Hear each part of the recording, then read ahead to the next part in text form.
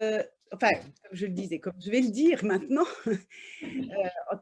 je suis contente d'aborder cette question du langage, sous différents aspects. Donc Marie-Christine vient de nous en présenter un et d'ailleurs, vous avez vu le titre de cet atelier qui s'appelle «La oralité et écriture».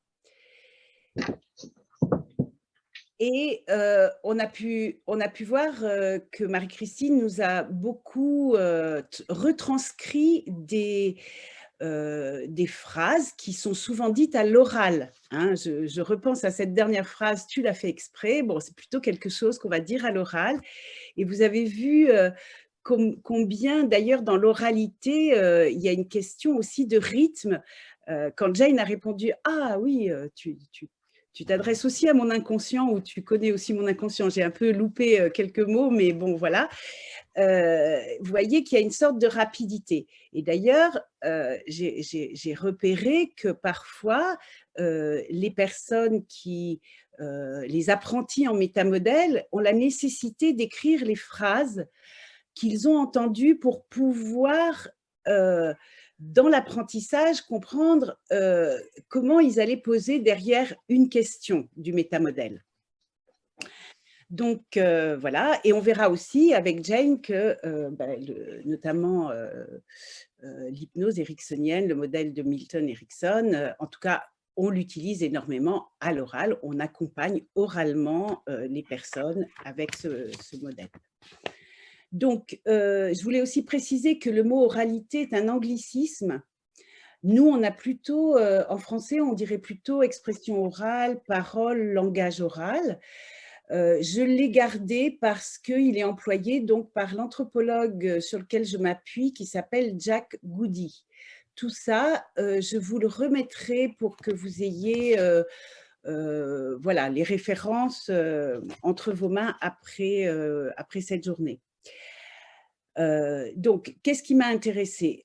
Vous pouvez vous-même, faire un petit test. Ce n'est pas du tout pareil, enfin, expliquer le fonctionnement d'un appareil oralement à quelqu'un ou lui faire lire la notice.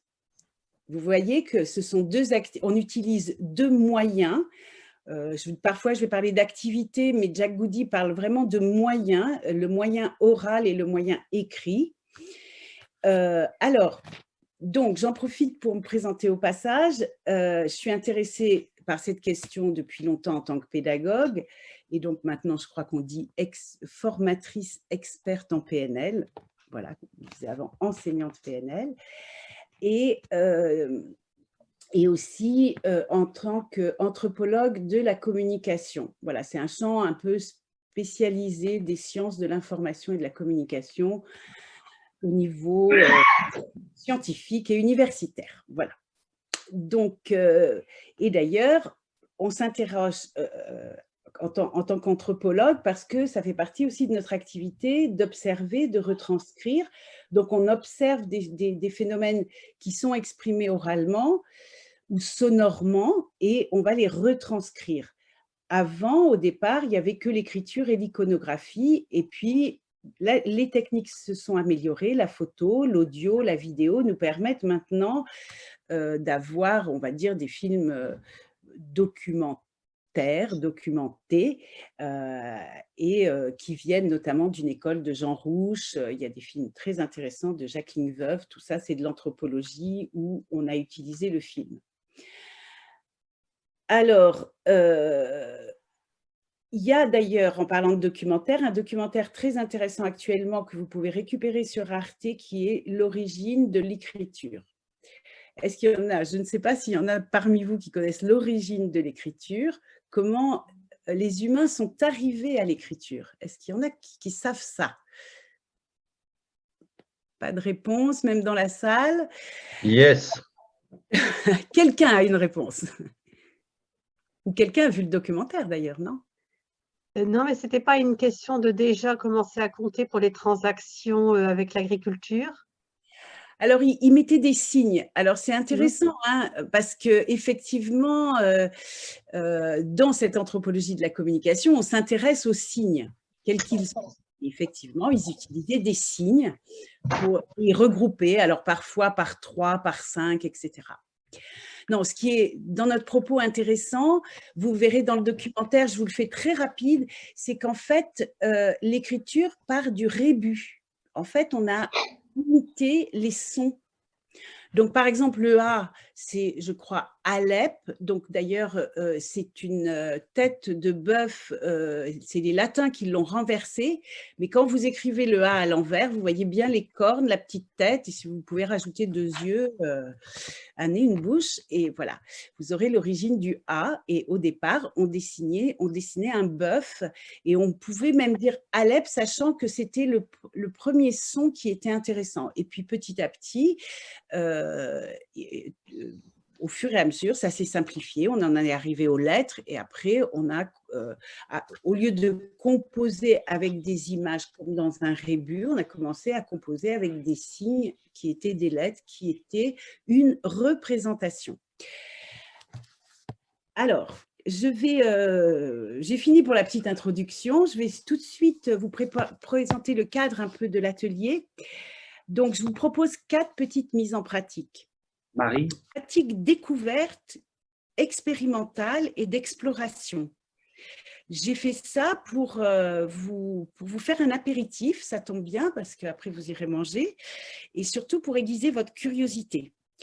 Et peut-être pour aller plus loin, c'est pour ça que je vous donnerai les références d'auteurs ensuite, si vous voulez lire et mieux comprendre. Donc ça, c'est très important parce que vous n'allez pas, à la suite de ces mises en pratique, avoir des certitudes sur l'expression orale et enfin les moyens que nous utilisons en tant qu'expression orale, expression écrite. Donc, ce qui fait que c'est important que je vous dise de ne pas prendre cette animation pour argent comptant, mais juste pour aiguiser votre curiosité. Qu'est-ce que je fais lorsque j'écris? Qu'est-ce que je fais lorsque je parle? Ce sont 2 activités quotidiennes. Vous avez pu tester que ce n'est pas pareil d'écrire la liste des courses ou de la dire ou de se la dire intérieurement. Donc, par exemple, je donne aussi un exemple en tant que personne pratiquante de la PNL. Par exemple, si je prends un cas où je m'installe comme coach PNL, souvent le premier pas, je conçois, j'imprime des cartes de visite et là, je vais utiliser le moyen écrit ou j'utilise le bouche à oreille. Là, je vais utiliser le moyen oral. Dans l'autre petite chose, dans les petits groupes de 2 et ensuite les groupes de 4, vous verrez, j'ai mis, vous le voyez en bleu, j'ai mis prenez toujours un petit temps avec la personne et vous verrez après avec les personnes pour créer le rapport avant de démarrer cette mise en pratique. Alors, je vous la donne succinctement. La première mise en pratique, ce sont deux tours. Le premier, à la fin du premier, je vous afficherai une liste dans quelques minutes avec l'aide de Paolo pour que vous puissiez l'utiliser et que vous puissiez l'utiliser pour le feedback. Ça va être une contrainte parce que vous ne pouvez pas vraiment sortir de cette liste. Cette liste, ce sont des citations de Jack Goody, ce qui va vous familiariser avec et son langage et aussi les caractéristiques qu'il a énoncées concernant l'expression orale, l'expression écrite. Le premier tour, donc, raconte une recette de cuisine simple. J'ai mis un exemple à pâte à crêpes. Si vous manquez d'idées, vous me faites un signe et je vous en donnerai. J'ai une petite réserve de recettes simples. B redit, tiens, il manque c'est un T, pas un S, ce qu'il a compris lors de l'écoute, puis cherche des précisions si nécessaire, à l'oral. Et A peut ajouter des éléments que B aurait omis, à l'oral aussi. Ensuite, sur la liste, vous faites vite un tickle sur qu'est-ce qui pourrait ressembler à votre expérience, cette première expérience, et puis vous faites un deuxième tour, A écrit une courte recette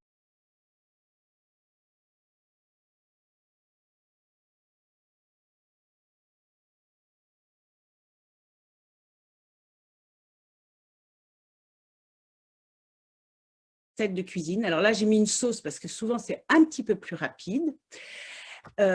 B lit, écrit les points qu'il ou elle ne comprend pas, ou qu'il comprend, ou ceux à préciser. Et A complète. B lit les ajouts. Et ensuite, vous utilisez la liste pour dire comment, enfin, pour essayer de trouver ce qui ressemble le plus à votre expérience dans cette liste. Est-ce que vous avez des questions?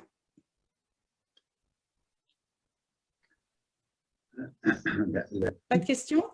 La petite difficulté que je vais avoir, c'est le partage de la liste quand ils vont être en petite salle, Marie. Je vais... On peut le faire tout de suite, Paul. Tout le monde peut le récupérer. D'accord, très bien. Je partage la liste tout de suite dans ces cas-là. Alors, ou tu peux la mettre dans le chat, non, dans la discussion. Je ne suis pas sûr que... Parce que comme ça, on pourra l'ouvrir nous-mêmes en duo. Je ne suis pas sûr qu'on puisse le faire comme ça. Sinon, sur l'écran, les uns et les autres prennent en photo avec leur téléphone portable. Voilà, c'est bien ça. Voilà, si vous prenez... attends, il faut que je partage le bon écran. Voilà. Donc là, vous avez la liste. Et pareil, il y a combien de... Il y a 27.